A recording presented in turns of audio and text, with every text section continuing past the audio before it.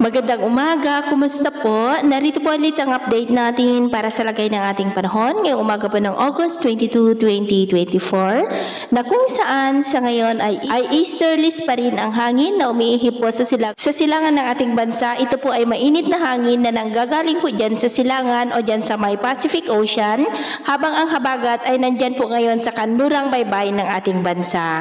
Samantala yung LPA na nabuo kahapon sa labas ng ating area of responsibility ay mabilisan po ang kanyang paglakas at isa na po ngayong ganap na bagyo pero hindi naman po ito banta sa ating bansa at hindi rin yan lalapit sa ating area of responsibility. Kikilos po yan pa northward na hahatak ng habagat na banta naman sa Japan sa mga susunod po na araw. At sa ating long range forecast ay consistent pa rin naman na walang bagyo na namamataan na tatawid po dito sa ating kalupaan hanggang po sa susunod na 2 linggo. At sa lagay ng ating panahon, ngayong madaling araw ay maayos ang panahon sa malaking bahagi nating bansa pero may tsansa pa rin ng mga isolated rains dyan po sa may Lingayen, Pangasinan, southern part ng Quezon, ilang bahagi ng Camarines Norte, Estancia, Ajuy, Cadiz, Pandan, Dinagat Island, Dipolog, Sulu Archipelago at Zamboanga Peninsula. At mamaya ay sisikat po ang araw sa malaking bahagi ng ating bansa pero may tsansa pa rin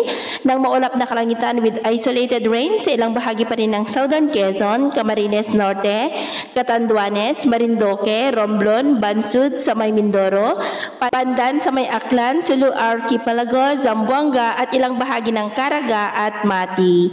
At mamayang hapon po mas mataas muli ang tsansa ng mas maulap na kalangitan with isolated rain sa mas maraming bahagi ng ating bansa. Kaya kung lalabas tayo sa ating mga tahanan, ay ugaliin lamang po natin lagi ang magdala ng kahit anong panangga natin sa init ng araw at proteksyon na rin po sa mga biglaang buhos ng ulan.